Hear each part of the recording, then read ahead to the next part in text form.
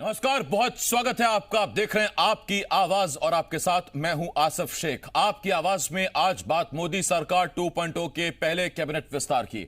2019 में प्रचंड बहुमत से आई मोदी सरकार का पहला कैबिनेट विस्तार हो चुका है। पद और गोपनीयता की शपथ लेने वाले कुल 43 मंत्रियों में से एमपी के भी 2 चेहरों को मंत्री बनने का मौका मिला है। डॉक्टर वीरेंद्र कुमार और ज्योतिरादित्य सिंधिया ने मोदी कैबिनेट में कैबिनेट मंत्री की शपथ ली। हालांकि ये दोनों ही दिग्गज नेता पहले भी मंत्री रह चुके हैं, लेकिन खास बात यह है कि दोनों को ही कैबिनेट मंत्री बनाया गया है। इसी के साथ सिंधिया का लंबा इंतजार खत्म हुआ और उन्हें मंत्री बनाया गया। हालांकि छत्तीसगढ़ से किसी और चेहरे को मंत्री बनने का मौका नहीं मिला। विस्तार के जरिए सरकार ने राजनीतिक, जातिगत और क्षेत्रीय संतुलन बनाने की पूरी कोशिश की है। चुनाव वाले राज्यों पर खास फोकस किया गया है। अब सवाल यही है कि ये समीकरण कितने सटीक बैठेंगे। ऐसे ही कई सवाल हैं जिनके जवाब जानने की कोशिश करेंगे। एक खास और बड़ा पैनल हमारे साथ जुड़ेगा और क्योंकि मुद्दा बड़ा है इसीलिए यह डिबेट भी बड़ी है। अगले 1 घंटे मध्य प्रदेश और छत्तीसगढ़ के मेहमान हमारे साथ होंगे, हमारे साथ जुड़ेंगे। लेकिन आइए सबसे पहले एक रिपोर्ट देखते हैं। मैं डॉक्टर वीरेंद्र कुमार ईश्वर की शपथ लेता हूं। मैं ज्योतिरादित्य माधवराव सिंधिया ईश्वर की शपथ लेता हूं कि मैं विधि द्वारा इसी शपथ के साथ डॉक्टर वीरेंद्र कुमार और ज्योतिरादित्य सिंधिया मोदी सरकार 2.0 कैबिनेट का हिस्सा बन गए। 2017 में पहले भी मोदी सरकार में राज्य मंत्री रहे डॉक्टर वीरेंद्र कुमार 6 बार के लोकसभा सांसद हैं और सादगी की मिसाल हैं। तो वहीं 2007 और 2009 में यूपीए सरकार में मंत्री रहे ज्योतिरादित्य सिंधिया की लंबे इंतजार के बाद एक बार फिर केंद्रीय कैबिनेट में वापसी हो गई। मोदी सरकार 2.0 के पहले कैबिनेट विस्तार में एमपी के 2 चेहरों को तो जगह मिली, लेकिन छत्तीसगढ़ से एक भी नाम को विस्तार में शामिल नहीं किया गया। जिन राज्यों में चुनाव है वहां के भी कई सांसदों को मंत्री बनने का मौका मिला, तो कई राज्य मंत्रियों को कैबिनेट मंत्री के तौर पर प्रमोशन दिया गया। इससे पहले डॉक्टर हर्षवर्धन, रविशंकर प्रसाद और रमेश पोखरियाल निशंक समेत 12 मंत्रियों ने पद से इस्तीफा दे दिया था। सिंधिया के शपथ लेने के बाद उनके खेमे में जहां खुशी की लहर दौड़ पड़ी, तो बीजेपी के नेताओं की तरफ से दोनों ही नए मंत्रियों को बधाई देने वालों का तांता लग गया। इस विस्तार में केंद्रीय मंत्रिमंडल में एमपी का कद भी बढ़ गया। कैबिनेट विस्तार के साथ ही पीएम मोदी ने अपने मंत्रिमंडल को नया अवतार दे दिया। इस कैबिनेट विस्तार में पीएम मोदी ने राजनीतिक, क्षेत्रीय, जातीय हर तरह का संतुलन बनाने की कोशिश की है। साथ ही आगामी विधानसभा चुनावों को भी मद्देनजर रखा गया है।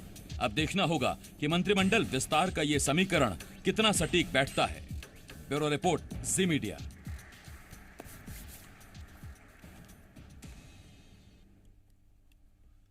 तो ये हमने आपको एक रिपोर्ट दिखाई और हमने आपको इसमें बताया कि मध्य प्रदेश के 2 और नेताओं को मंत्री बनने का मौका मिला है। मोदी सरकार 2.0 यानी कि दूसरी मोदी सरकार का ये पहला मंत्रिमंडल विस्तार है, पहला कैबिनेट विस्तार है। कुल 43 नेताओं ने मंत्री पद की शपथ ली। इसमें से कई राज्य मंत्रियों का कैबिनेट मंत्री के तौर पर प्रमोशन हुआ।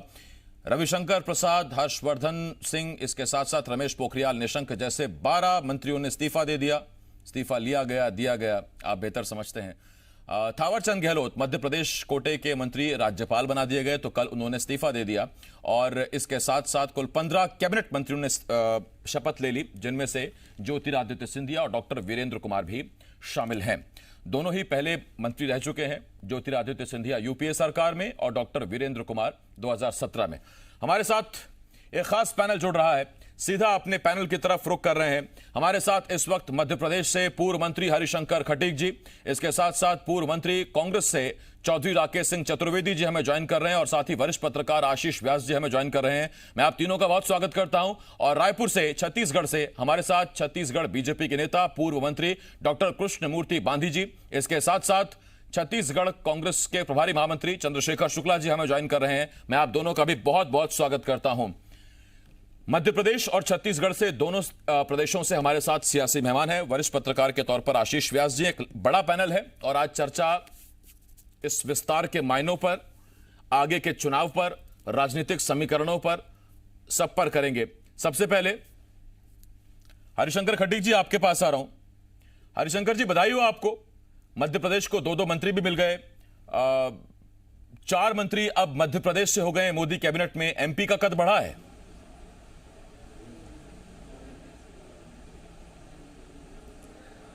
हम सबसे पहले जो मंत्रिमंडल में हमारे भारत सरकार के जो मंत्री बने हैं उन सभी ऐसे मंत्रियों को बहुत सारी बधाई, ढेर सारी शुभकामनाएं देते हैं कि वो उन्होंने अपने क्षेत्र की जनता की सेवा करते हुए अब उन्हें देश की जनता की सेवा करने का मौका मिला। हमारे देश के प्रधानमंत्री माननीय श्री नरेंद्र मोदी जी, जिनका एक सपना होता है कि हम अपने देश को किस प्रकार से दुनिया के अग्रणी देश में उन शामिल किया जाए, इसकी हमेशा वो चिंता करते हैं। हमारे भारतीय जनता पार्टी के राष्ट्रीय अध्यक्ष सम्मानित श्री जगत प्रसाद नड्डा जी हमेशा चिंता करते हैं कि हम देश और दुनिया की सबसे बड़ी पार्टी के सदस्य हैं, किस प्रकार से अपने देश के लिए और दुनिया में हम काम कर सकें, दुनिया में हमारे देश का नाम किस प्रकार से रोशन हो। इसके लिए हमारे देश के प्रधानमंत्री जो चिंता करते हैं, वास्तव में आज दिखाया गया और देखा गया कि हर समाज का, हर वर्ग का प्रतिनिधित्व करने का मौका इस मंत्रिमंडल में दिया गया है, जो अभी 43 लोगों की मंत्रिमंडल में शामिल किया गया है। हम सौभाग्यशाली हैं कि मध्यप्रदेश की धरती से हमें 2 मंत्री और मिले, सम्मानीय डॉक्टर वीरेंद्र कुमार जी और सम्मानीय श्रीमती ज्योतिराज सिंधिया जी इस मंत्रिमंडल में शामिल किए गए हैं। वैसे तो हम इससे और ज़्यादा सौभाग्यशाली थे कि हमारे सम्मानीय श्री नरेंद्र सिंह तोमर जी, सम्मानीय श्री थावरचंद गहलोत जी, सम्मानीय श्री प्रहलाद पटेल जी और सम्मानीय श्री फग्गन सिंह कुलस्ते जी हमारे मध्यप्रदेश की धरती, और सम्मानीय श्री धर्मेंद्र प्रधान जी जो हमारे मध्यप्रदेश की धरती से राज्यसभा सदस्य हैं, वो भी भारत सरकार में मंत्री हैं।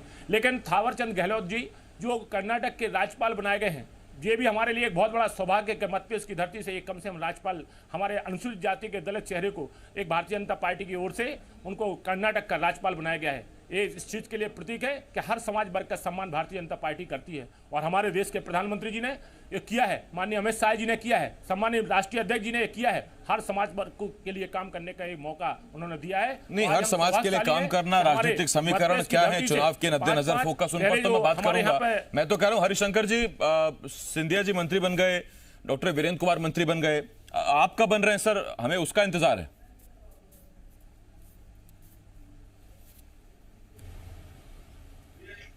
हम एक भारतीय जनता पार्टी के बहुत छोटे कार्यकर्ता हैं, लेकिन भारतीय जनता पार्टी ने हमें भी बहुत अच्छी जिम्मेवारी दी है। हमें पूरा विश्वास है कि भारतीय जनता पार्टी का जो आदेश होगा वो भारतीय जनता पार्टी का आदेश हमारे सर आंखों पर हमारे प्रदेश के मुख्यमंत्री माननीय श्री शिवराज सिंह चौहान जी और हमारे भारतीय जनता पार्टी के प्रदेश के हमारे अध्यक्ष सम्मानीय विष्णुदत्त शर्मा जी जो हमें काम देंगे और हमें काम दिया गया है उसका हम काम निर्वाह कर रहे हैं। सम्मानीय सुभाष भगत जी, हितानंद जी भाई साहब, ये सब लोग हमें एक भारतीय जनता पार्टी के बहुत छोटे कार्यकर्ता है, प्रदेश के लिए काम कर रहे हैं, भारतीय जनता पार्टी के लिए काम। अभी सर आगे मेरे पास और वक्त है, मैं आपके पास आऊंगा हरिशंकर जी। मैं उन नाराज बहुओं के बारे में बात करूंगा जिनके लिए पार्टी के नेताओं ने कहा है कि अगर कोई नाराज है तो नाराज बहू है, बड़ा परिवार है। सकलेचा साहब ने कहा था कि सबको मना लेंगे, तो आप तो नाराज बहू नहीं है, मैं उस पर आऊंगा आपके पास। चौधरी साहब आपके पास आ रहा हूं।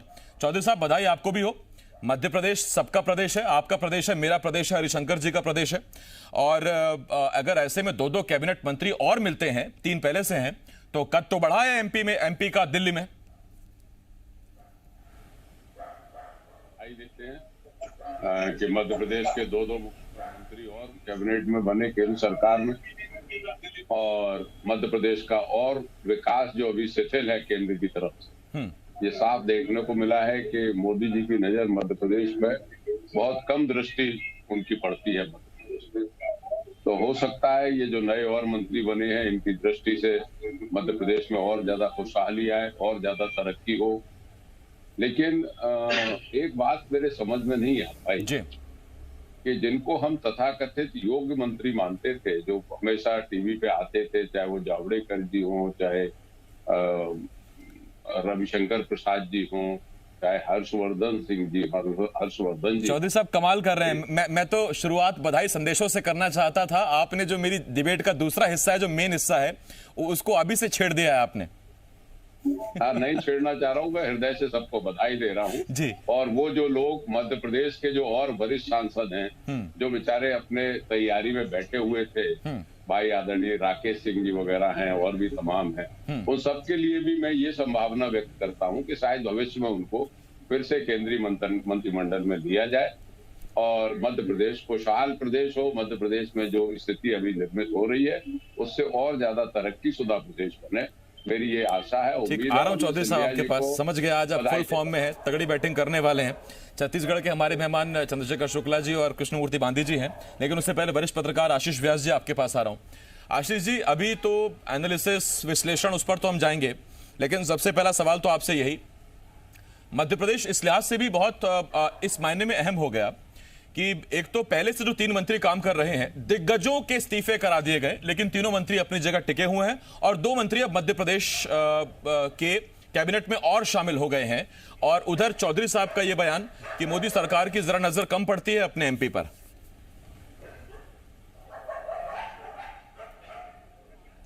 नहीं, निश्चित रूप से मध्य प्रदेश इस लिहाज से तो काफ़ी सौभाग्यशाली माना जाए कि मध्य प्रदेश का राजनीतिक महत्व अब दिल्ली के गलियारों में और ज़्यादा बढ़ गया है। और चूंकि जिस तरह की बात अभी आ रही थी कि ये परफॉर्मेंस बेस्ड सारा एक्सटेंशन था, तो मध्य प्रदेश के मंत्रियों को या मध्य प्रदेश की राजनीतिक पृष्ठभूमि को हम थोड़ा सा अगले पक्ष में मान सकते हैं कि यहाँ का परफॉर्मेंस बेहतर था। ये जरूर हो सकता है कि आने वाले समय में जो अतिरिक्त विभाग हैं वो किसी दूसरे खाते में चले जाएं, लेकिन मध्य प्रदेश का महत्व बड़ा है, मध्य प्रदेश का राजनीतिक दखल बड़ा है और मध्य प्रदेश को केंद्रीय राजनीति में जिस दर्जे के प्रतिनिधित्व की जरूरत थी वो अब जाके पूरा भी हुआ है। ठीक बात है। 130 करोड़ की आबादी में जहां 8 करोड़ की जनता अगर अकेली मध्य प्रदेश में रहती हो तो प्रतिनिधित्व बनता है और उस हिसाब से अनुपात में प्रतिनिधित्व मिलना भी चाहिए। उस पर आएंगे अभी आशीष जी।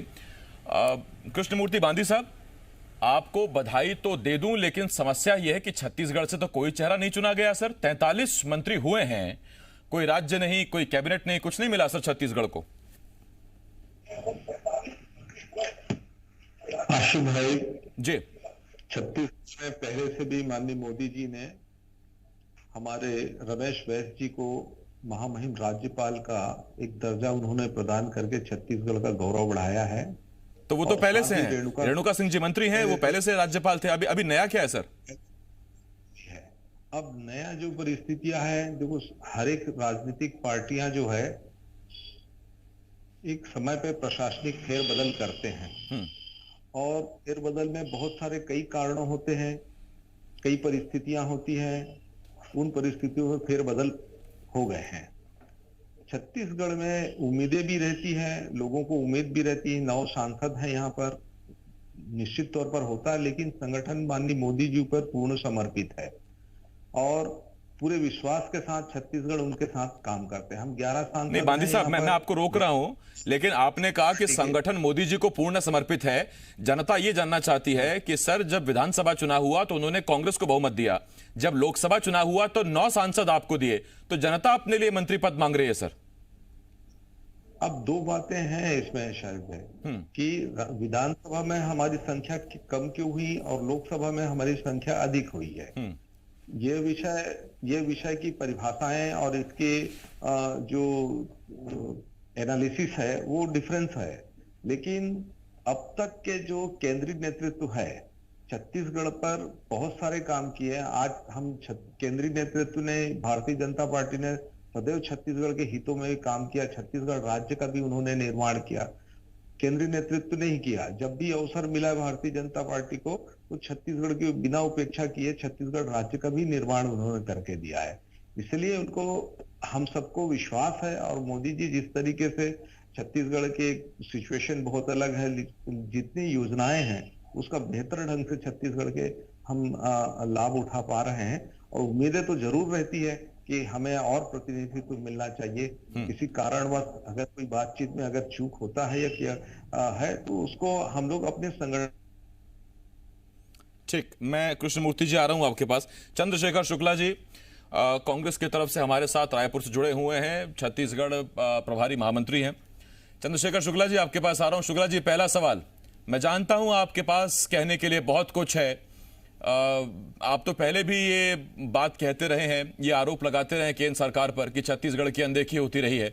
रेणुका सिंह जी ने शपथ ली थी, उसके बाद उम्मीद थी कि शायद छत्तीसगढ़ से एक सांसद को और मौका मिले राज्य या कैबिनेट स्तर पर, लेकिन फिलहाल तो खाली हाथ है छत्तीसगढ़ अभी।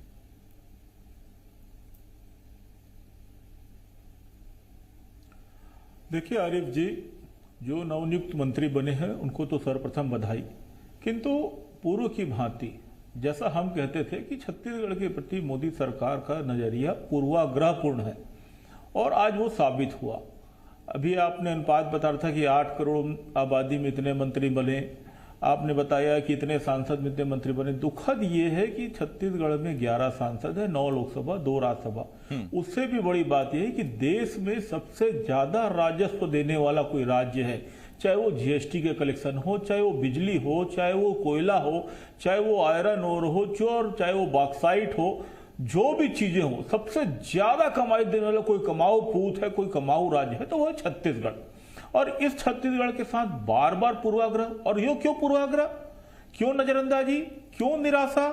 क्योंकि छत्तीसगढ़ के किसानों ने भूपेश बघेल को चुना है। क्यों? क्योंकि उनको 2500 मिल रहा है, ये तकलीफ का विषय है।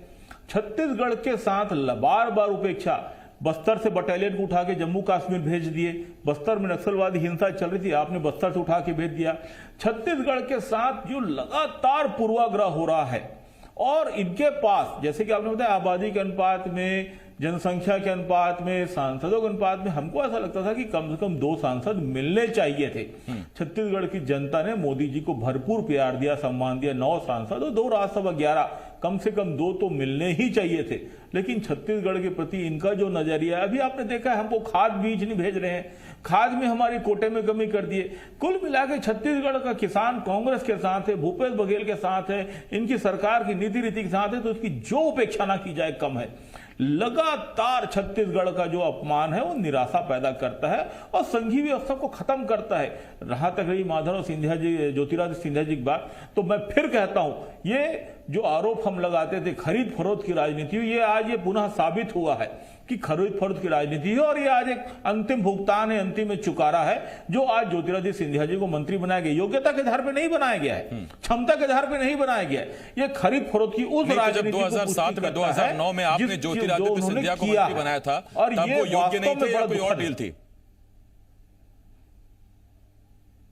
नहीं, उस समय वो क्षमता के साथ आया था, लेकिन आज जो बनाया गया है वो खरीद फरोख्त के कारण बनाया गया है। इनकी क्षमताओं को देख के नहीं बनाया गया, इनकी शिक्षा को, इनके आचरण को, इनके राजनीतिक कद को देख के नहीं बनाया गया। इनको बनाया गया है पर्दे के पीछे जो होने वाले घोटाले हैं, जो पर्दे। कमाल बात है शुक्ला जी, मुझे लगा था कि बढ़ती उम्र के साथ तजुर्बा ज्यादा आ जाता है प्रशासनिक और शासनिक, लेकिन खैर आप कह रहे हैं कि पहले क्षमता थी तो मंत्री हमने बनाया, अब जो बनाया गया वो खरीद फरोख्त के लिए बनाया। खैर ये जो पहला हिस्सा था डिबेट का, ये तो सर बधाई संदेश में हमने निकाल दिया। अब शुक्ला जी आ रहा हूं आपके पास, और ब्रेक यहां हमें छोटा सा लेना पड़ेगा, लेकिन ब्रेक के बाद इस मंत्रिमंडल विस्तार के मायने, ज्योतिरादित्य सिंधिया, वीरेंद्र कुमार के मंत्री बनने के मायने, चुनावी राज्यों पर नजर। आज कुल 43 जो मंत्रियों की शपथ हुई है उसमें 15 कैबिनेट मंत्री हैं, बाकी जितने हैं वो राज्य मंत्री हैं, और ये 7 लोग वो हैं, 7 नेता वो हैं जिन्हें राज्य मंत्री से कैबिनेट का दर्जा दिया गया। इसमें सबसे पहले हम आपको दिखा रहे हैं अनुराग ठाकुर को। अनुराग ठाकुर अच्छा काम कर रहे थे, वित्त राज्य मंत्री की जिम्मेदारी संभाल रहे थे, कैबिनेट मंत्री बनाए गए हैं। किरण रिजिजू गृह मंत्रालय में राज्य मंत्री का काम कर रहे थे, उन्हें अब प्रमोट किया गया है। हरदीप सिंह पुरी अर्बन डेवलपमेंट का काम देख रहे थे, उन्हें प्रमोट किया गया है। इसके अलावा आर.के. सिंह, इसके साथ साथ पुरुषोत्तम रूपाला, मनसुख मंडाविया और जी किशन रेड्डी, उन्हें भी प्रमोट किया गया है। तो अब ये राज्य मंत्री अब तक कार्यभार संभाल रहे थे और उन्हें कैबिनेट का काम दिया गया है, यानी कि अब प्रमोशन हुआ है। हमारे साथ 5 खास मेहमान जुड़े हुए हैं, एक बार फिर अपने पैनल की तरफ चल रहे हैं। आशीष जी आपके पास आ रहा हूं। आशीष जी, मोटे मोटे तौर पर जो बहुत चीजें हमको दिख रही हैं उसमें सबसे पहले तो ये कि इन 8 सालों में, यानी मोदी सरकार 1 और मोदी सरकार 2, सबसे पहले महिलाओं की संख्या इस बार सबसे ज्यादा है, 11 करीब महिलाएं बन गई हैं मोदी सरकार में मंत्री। इसके बाद जो औसत आयु है मंत्रियों की वो 3 साल घटी है, यानी कि ये यंगर कैबिनेट है मोदी सरकार की। युवाओं पर, महिलाओं पर मोदी सरकार का फोकस, और सबसे बड़ी बात engineer, doctor, post graduate, graduate, वकीलों से भरी हुई कैबिनेट।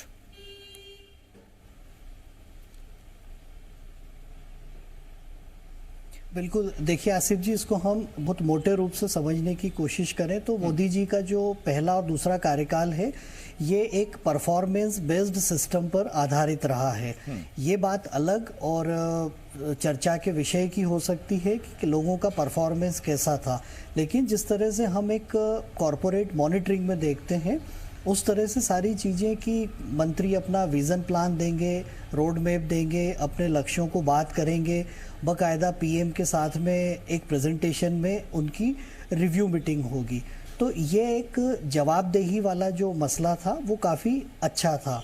इसकी तुलना हम यदि कांग्रेस के कार्यकाल से कहें तो ऐसा माना जाता था या पब्लिक डोमेन में ये चर्चा होती थी कि कांग्रेस में जो प्रधानमंत्री रहे हैं वो काफ़ी शाय हैं या चुप रहते हैं, तो सरकार अगर कुछ कर भी रही है तो वो चीज़ें उस तरह से फ्लोर पे नहीं आ पाती थी।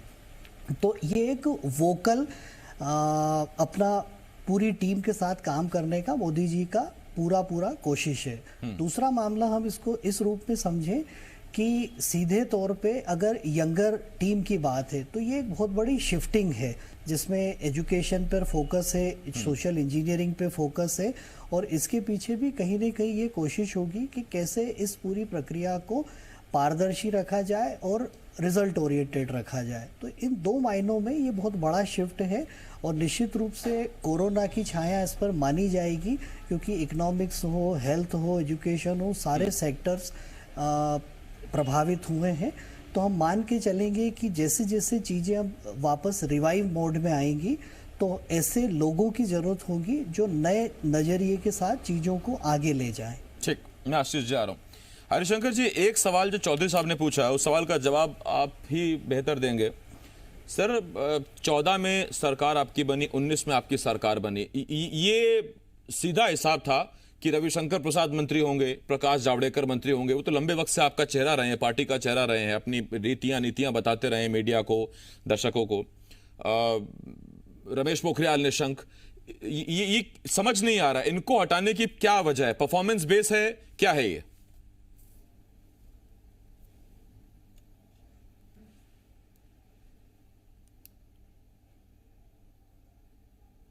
काम दिया जाता है।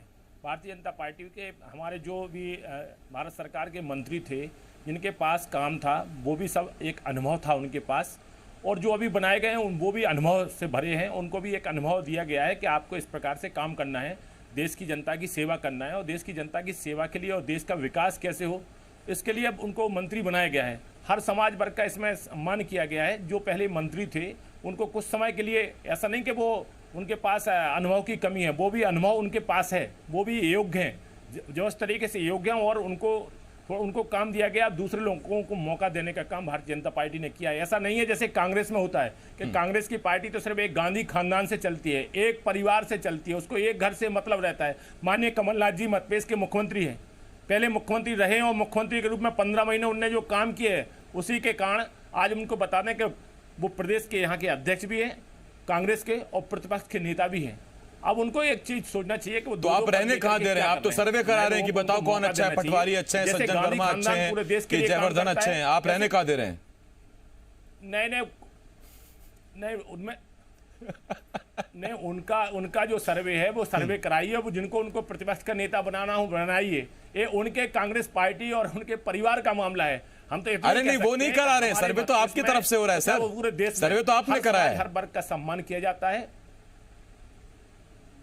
नहीं, हम लोग किस बात के लिए सर्वे कराएंगे? हम लोग तो ये चाहते हैं कि कमलनाथ जी हैं और उनके साथ में जो उनके साथी हैं जो माननीय दिग्विजय सिंह जी हैं वो पूरे प्रदेश में जाएं और बस बोले तो जनता बस उनको याद आ जाता है कि बंटाधार मुख्यमंत्री कौन थे अभी तक के इतिहास में, तो उनका सब लोग नाम लेते हैं। वो जहां जहां अपने चुटकुलों के रूप में मुद्दा बड़ा ये नेता प्रतिपक्ष कौन बनेगा उस पर चले जाएंगे तो फिर वो थोड़ा सा अलग हट जाएंगे। मैं चाहता हूं मुद्दे पर बने रहें।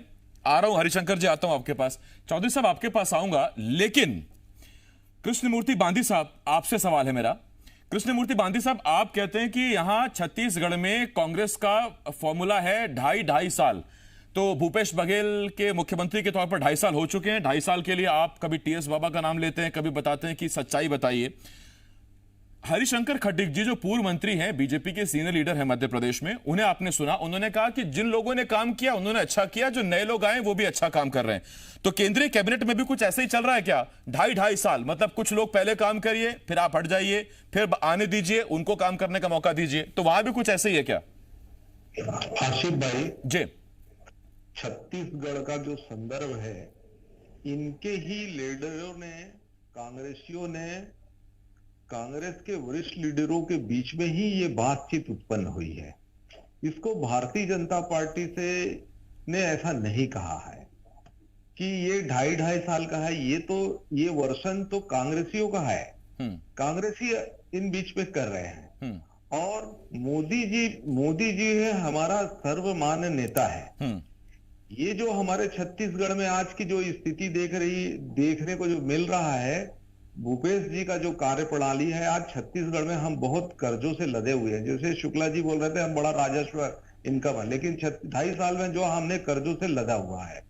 छत्तीसगढ़ की जो परिस्थितियां हैं, आज भी गरीब लोगों के लिए जो प्रधानमंत्री आवास है वो बंद पड़े हुए हैं, शौचालय बंद पड़े हुए हैं, सरकार की बहुत सारी योजनाएं बंद पड़ी हुई है। अरे तो इसी वजह से तो फिर 9 सांसद दिए ना आपको सर जनता ने, अब वो मंत्री पद मांग रहे हैं, आपने वो दिलाया ही नहीं सर।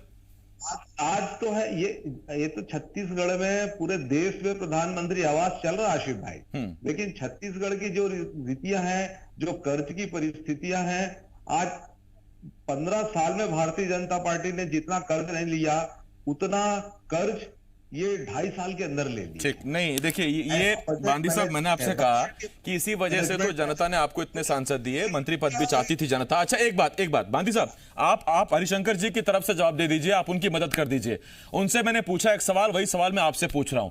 रविशंकर प्रसाद, रमेश पोखरियाल निशंक, डॉक्टर हर्षवर्धन, ये तो बड़े पढ़े लिखे सीनियर दिग्गज मंत्री थे। तो ये देखिए हरिशंकर जी मुस्कुरा रहे हैं कि अब ये जो गेंद है वो आ गई बांदी जी के खाते में, तो इन्होंने इस्तीफा क्यों दे दिया बांदी जी? आप बताइए जरा, आपको क्या लगता है? हमारे बहुत सारे ऐसे मंत्रीगण हैं जिनको मंत्रीगण में अवसर भी मिला अपनी योग्यता को दिखाने के लिए, और संगठन में भी उनकी पूरी क्षमताओं का उपयोग हुआ है। हमको जब संगठन में भी क्षमता का चलता है तो उतने ही विश्वास के साथ हमारे मंत्रीगण, हम पार्टी के पूरे सांसद हैं, एमएलए हैं, उतनी ही जिम्मेदारी के साथ काम करते हैं। तो ये काम कर रहे हैं। डॉक्टर रमन सिंह भी एक जमाने में वहां पे केंद्रीय राज्य मंत्री उद्योग के हुए करते थे, उनको इस्तीफा दिलाया गया और प्रदेश छत्तीसगढ़ का उन्हें अध्यक्ष बनाया गया। परिणाम यह हुआ कि वो पूरी जिम्मेदारी के साथ छत्तीसगढ़ में उन्होंने भ्रमण किया और 15 साल तक के हमने छत्तीसगढ़ को नेतृत्व दिया, हम अपनी जिम्मेदारियों से नेतृत्व दिया। तो कुल मिलाकर के ऐसा अवसर मिलते हैं, वो संगठन क्षमता के लोग हैं और उनका संगठन में उपेक्षा कभी नहीं हो सकता, उनकी योग्यता संगठन में भी सदैव है। अच्छा ठीक, मुझे लगा ही था कि कुछ ऐसा बयान आएगा कि देखिए सरकार से हटाकर उन्हें संगठन मजबूत करने के काम पे लगाया जाएगा। यही सबसे शायद मुफीद जवाब होगा इस वक्त बीजेपी की तरफ से जो आपको मिलेगा। मैं लौट रहा हूं उस पर आपके पास। चौधरी साहब आपके पास आ रहा हूं। चौधरी साहब, अब चिंता का विषय यह है कांग्रेस के लिए, मेरे लिए तो नहीं है सर, कांग्रेस के लिए चिंता का विषय यह है कि अब दरअसल ऐसे सांसद या ऐसे छत्रप उन एक इलाके के, एक मंडल के, एक राज्य के जो केंद्र में बड़ा कद चाहते हैं, जो मुख्यमंत्री बनना चाहते हैं, लेकिन ना तो राज्य में मुख्यमंत्री बन पा रहे हैं, ना केंद्र में चूंकि सरकार आ रही है तो ना मंत्री बन पा रहे हैं। नतीजा ज्योतिरादित्य सिंधिया जैसे नेता अब आपके हाथ से खिसक रहे हैं। और ये कोई नई परंपरा नहीं है, पिछले 2014 से लगातार कांग्रेसियों का बीजेपी में जाना शुरू हो चुका है, जारी है, और वहां उनको पद भी मिल रहा है, सम्मान भी मिल रहा है। कैसे थामेंगे आम कार्यकर्ता को, अपने छत्रपों को और बड़े नेताओं को? बेशक आपका प्रश्न आसिफ भाई बहुत वजूद वाला है। मुख्य बात यह है कि भारतीय संविधान को, लोकतांत्रिक व्यवस्था को इस तरीके से जो लांछित करके मंत्री बनना और ये परंपरा स्थापित करना इस देश के लिए दुर्भाग्यजनक है कि राज्यों की सरकारें गिरा देना, खुद मंत्री बन जाना।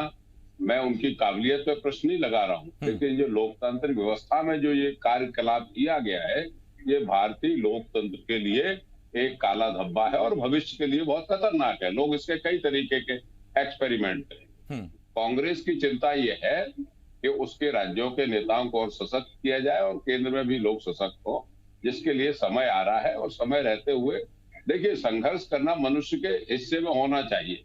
और कोई भी राजनीतिक दल शुरुआत में या बीच में जब थोड़ा कमजोर होता है तो उसको और तेजी से संघर्ष करना चाहिए। एक प्रश्न का जवाब मैं अपने तरफ से देना चाहता हूं, अगर आप इजाजत दें। जी बोले सर। ये आपने बार बार कहा कि इतने योग्य मंत्री थे, इनको क्यों हटा दिया, जिनके आपने 4-5 लोगों के नाम दिए। तो मैं एक बात सोच रहा हूं कि माननीय प्रधानमंत्री जी अभी स्कूटनी कर रहे थे, या तो इनको उन्होंने हटा दिया तो ये बात का ठप्पा लग गया कि हर्षवर्धन और ये सारे लोग ये अयोग्य व्यक्ति थे जिनको माननीय प्रधानमंत्री जी ने हटा दिया। या दूसरा, मुझे जो दूसरा विषय लगता है वो ये लगता है कि इनको ये साफ लग रहा था कि इस मंत्रिमंडल में केंद्र में 2 ही आदमी की चलती है, 2 ही लोग इसमें सर्वे शर्मा है, तो इसमें हम काय को आपियस अपने सर पे लेके चलें। तो ये बुद्धिमान लोग थे जिन्होंने तत्काल आज ही निर्णय लिया और अपने पद से इस्तीफा दे दिया। कुछ लोग ऐसे मंत्री रह गए जो किसानों के आंदोलन का पूरा गठीरा अपने सर पे रखे हुए हैं, जबकि उनका कोई लेना देना नहीं। गठीरा तो सीधा फूटना चाहिए अमित शाह के ऊपर, माननीय प्रधानमंत्री जी के ऊपर। तो ऐसे मंत्री लोग आज भी बचे हुए हैं। मूल बात यह है कि सरकार में जो मंत्रिपरिषद बनाया गया है वो योग्यता का हिस्सा नहीं है। योग्यता 2 व्यक्तियों के हाथ में रहेगी और जो कम उसके लोग हैं उनको वो लोगों ने अपने इस कैबिनेट में शामिल किया है। मध्य प्रदेश से सिंधिया जी को छोड़ दें, बकाया अन्य लोग महत्वपूर्ण थे। भाई गणेश सिंह जी थे, हमारे राकेश सिंह जी थे जबलपुर के, योग थे, काफी सीनियर भी थे, उनको मौका नहीं दिया। और देश के पूरे मंत्रिमंडल को भी अगर हम देखें तो उन लोगों को जो चतुर हैं, चालाक हैं और जो काम सही से संभाल सकते हैं या राजनीति में उनके प्रतिस्पर्धा आगे दे सकते हैं, अमित शाह को और मोदी जी को, उनको कैबिनेट में कोई स्थान नहीं दिया। मेरा ये ठीक, मैं लौट रहा हूं आपके पास। आप ही की पार्टी से छत्तीसगढ़ से हमारे साथ चंद्रशेखर शुक्ला जी हैं।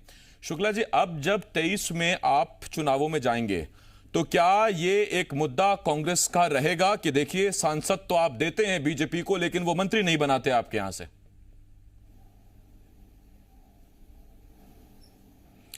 जी आसिफ जी, निश्चित तौर पर यह बात तो रहेगी कि जिस प्रकार छत्तीसगढ़ का अपमान हुआ है, निराशा भी है और उपेक्षा से छत्तीसगढ़ का हर आदमी हतप्रभ है। अभी आप एक बार बार प्रश्न कर रहे थे कि इन मंत्रियों को क्यों हटाया गया। मैं आपको बताऊं, केंद्रीय मंत्रिमंडल का ये जो विस्तार है तुष्टीकरण और संतुष्टीकरण से भरा विस्तार है और अपनी पूरी असफलताओं को उन मंत्रियों के ऊपर डाल दिया गया है जो काम कर रहे थे। और ये सिर्फ आर्थिक असफलता या वैश्विक असफलता या कोरोना बीमारी की असफलता का पूरा दोष इन मंत्रियों के ऊपर डाल दिया गया है। और ये सिर्फ संतुष्टि, आप देखिए असम के जो पूर्व मुख्यमंत्री सर्बानंद सोनोवाल, उनको क्यों बनाया गया? संतुष्टिकरण तुष्टिकरण के लिए। मैं आपको बताऊं कि इंजन ही फेल है, डब्बा बदलने से कुछ नहीं होने वाला। इंजन ही ट्रबल इंजन है, डबल इंजन नहीं, ट्रबल इंजन है इंजन। और अब डब्बा बदलने से कुछ नहीं वाला। पूरे देश की जनता इस बात को समझ गई है कि इस ट्रबल इंजन और आपके प्रदेश के जो डब्बा है वहां काम कर रहे हैं, बड़े काम कर रहे हैं। अब तो जरूरत है इस पूरी सरकार को बदलने की। जी, आपके प्रदेश से भी एक डब्बा है उस कैबिनेट में, वो डब्बा अच्छा काम कर रही है? नहीं, देखिए, नख दंत विहीन है रेणुका सिंह जी और उनको ना तो कोई अधिकार है, ना ही कोई सम्मान है, कोई ताकत है। और इसका परिणाम यह है कि ना वो दिल्ली में नजर आ रही है, ना वो प्रदेश में नजर आ रही है। तो मैं उनके प्रति सिर्फ एक सहानुभूति रख सकता हूं क्योंकि उनका ना तो यहां दिल्ली में परफॉर्मेंस दिख रहा है, ना राज्य में परफॉर्मेंस दिख रहा है। अच्छा, एक बात बताइए शुक्ला जी, यहाँ छत्तीसगढ़ में भूपेश बघेल सरकार ने 14% जो ओबीसी का आरक्षण था उसको बढ़ाकर 27% करने का फैसला किया और आपको यह लगता है कि ओबीसी को आगे बढ़ने का मौका मिलना चाहिए जनसंख्या के अनुपात में। तो यही जब केंद्रीय कैबिनेट में एससी के 12 मंत्री, एसटी के 8 मंत्री और ओबीसी के 27 मंत्री बना दिए गए हैं, तो फिर तो आपको खुश होना चाहिए। आप ओबीसी को बढ़ाने की कोशिश कर रहे हैं छत्तीसगढ़ में, उधर केंद्र स्तर पर मोदी जी बढ़ाने की कोशिश कर रहे हैं, तो आपको तो संतुष्ट होना चाहिए ना। यह संतुष्ट नहीं है? नहीं, संतुष्ट क्यों? जैसा कि मैंने आपको पहले बताया कि सबसे ज्यादा राजस्व देने वाला राज्य कोई है तो छत्तीसगढ़ है, एमपी से भी कई गुना ज्यादा। कोयला, पानी, बिजली, बॉक्साइट सब कुछ हम दे रहे हैं, बल्कि मैं तो कहता हूं कि देश को हम चलाने में हमारा जो योगदान है किसी अन्य राज्य का नहीं है। तो वैसे में एक कमाऊ पुत को जो सम्मान मिलना चाहिए वो सम्मान हमें नहीं मिला है। बार बार हमारी उपेक्षा है सिर्फ इसलिए कि छत्तीसगढ़ का किसान, छत्तीसगढ़ का जो नौजवान भूपेश बघेल के साथ है, कांग्रेस साथ है, वो भारतीय जनता पार्टी की असलियत को पहचानता है। हमारे बटालियन को हटा देते हैं बस्तर से, बस्तर के भोले भाले आदिवासियों को, निहत्थियों के, नक्सलियों के सुपुर्द करके छोड़ देते, जम्मू कश्मीर भेज देते हैं हमारी बटालियन को। वो तो लड़ झगड़ के वापस होते ही परिस्थितियां बदलती है, अन्यथा ये अपने साइड से कोई कमी नहीं कर रहे। खाद बीज तक का कोटा कम कर दे रहे हैं ये तो। मैं लौट रहा हूं इस पर आपके पास शुक्ला जी। आशीष जी, आपके पास आ रहा हूं और आशीष जी आपसे एक छोटा सवाल मैं ये पूछना चाहता हूं सर। देखिए, एमपी में 23 में जब चुनाव होगा तो मद्देनजर तो रहेगा ये बात कि मध्य प्रदेश का क्या कद है प्रधानमंत्री की नजरों में, मध्य प्रदेश को कितनी अहमियत दे रहे हैं प्रधानमंत्री, उसको बीजेपी भुनाएगी और फिर दिक्कत होगी चौधरी साहब के लिए और कांग्रेस के लिए।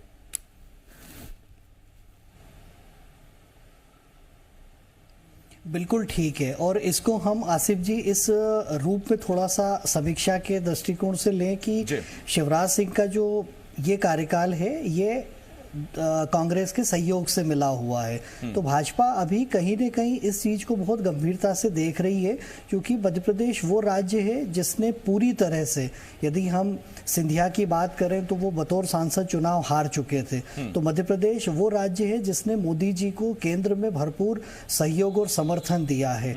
तो राष्ट्रीय राजनीति के परिप्रेक्ष्य में मध्य प्रदेश वो पॉकेट है जिसकी पॉलिटिकल स्ट्रेंथ ऐसी है जिसको बीजेपी हर हाल में अपने साथ रखना चाहेगी।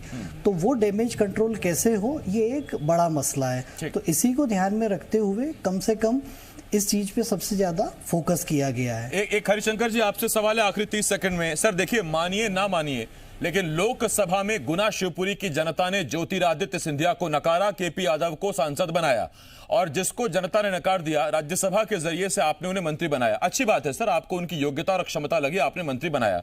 मेरा सवाल यह है, बीजेपी के उस आम कार्यकर्ता का क्या, या उस सांसद का क्या जो निष्ठावान है, आपका लगातार सांसद है, वो अपने लिए मंत्री पद चाहता है?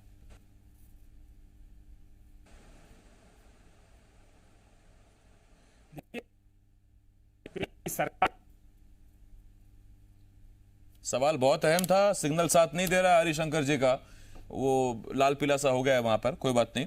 लेकिन सवाल तो देखिए ये ऐसा है जिस पर कांग्रेस और बीजेपी दोनों चुनाव में आमने सामने होंगे। तो यहां एक छोटे से ब्रेक के लिए हमें रुकना होगा। बहुत धन्यवाद है आपका चंद्रशेखर शुक्ला जी, कृष्णमूर्ति बांधी जी, आशीष व्यास जी, हरिशंकर जी और चौधरी साहब, बहुत बहुत शुक्रिया आपका हमारे साथ जुड़ने के लिए।